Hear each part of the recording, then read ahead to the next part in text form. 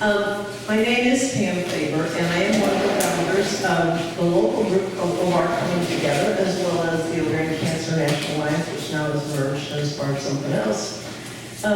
Personally, my husband George and I own a company called D-Window. We've been in business about 38 years. We've seen everything good and bad that can happen in our business. George is a survivor of prostate cancer, and George and I have been married for 51 years.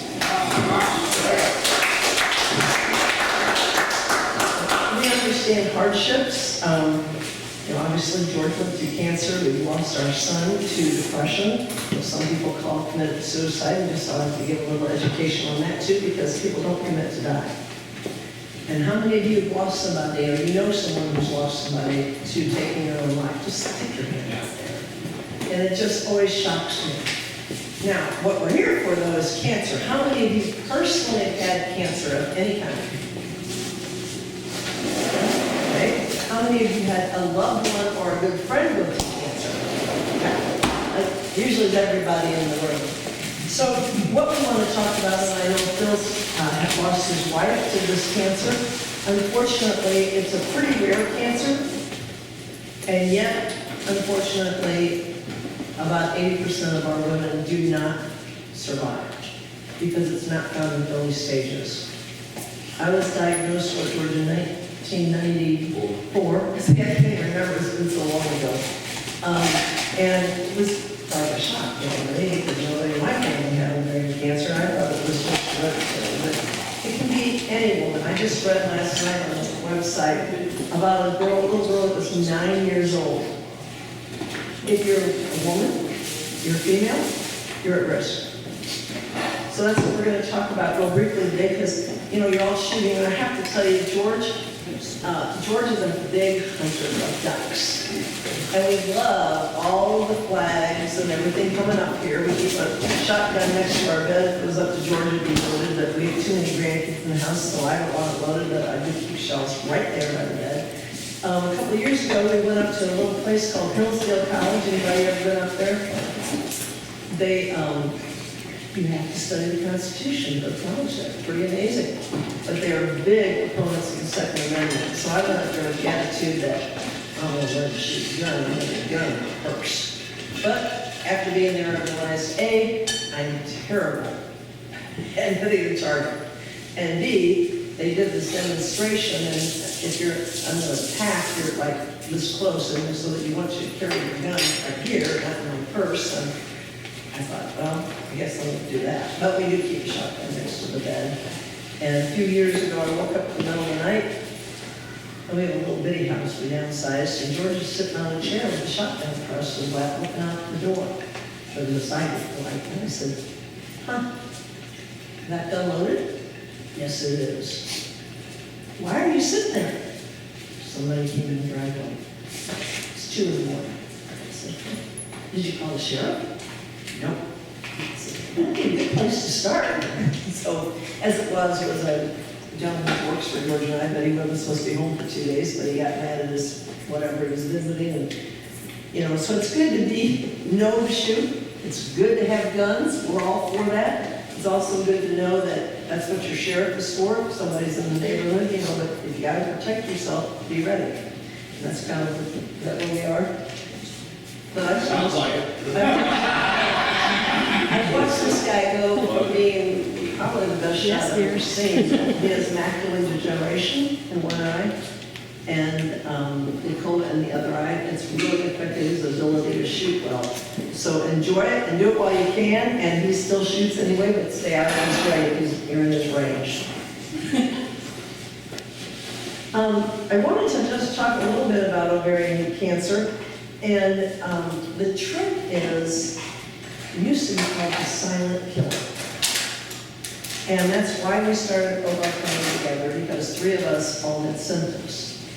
And it's like, okay, well, what if you go to the doctor and you complain about these symptoms and they go, well, it's just, you're premenopausal. I was 46, and that's what we found is happening. So we like women to be aware, and I have those cards to be passed around. You know what? I'm going to go in here today. If you have a mother a daughter, a wife, a girlfriend, a neighbor, you have a woman, someone that you know, that needs to know this information, because most women don't know it. What's really scary is most doctors don't know it either. So that's why, I mean, women know to do a check for their breasts for lumps. They know to go get a mammogram. They might not, but they do know about it. And doctors know about it for sure.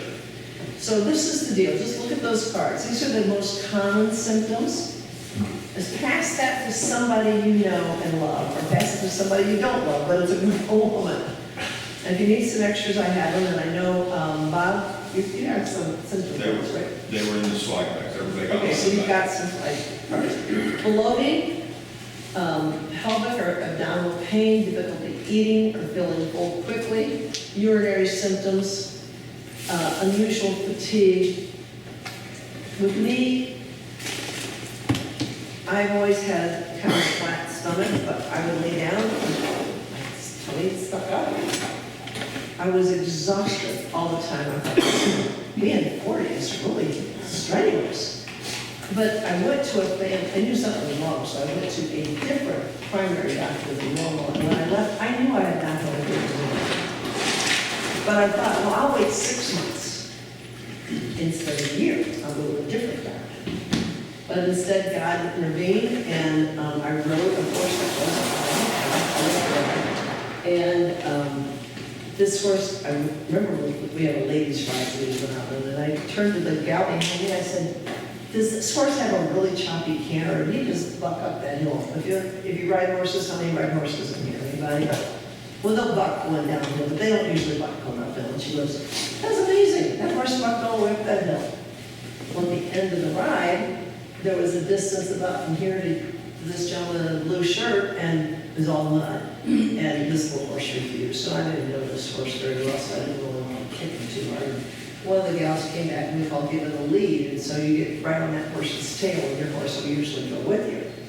So instead, he takes a standing jump back, over this mud, and I jokingly said, oh, he's twisting all my insides. But by the next day, I could hardly walk. And I had a tumor I didn't know I had, and flipped over completely in that little thing. So consequently, I was in terrible pain the next day, and was sure I had appendicitis.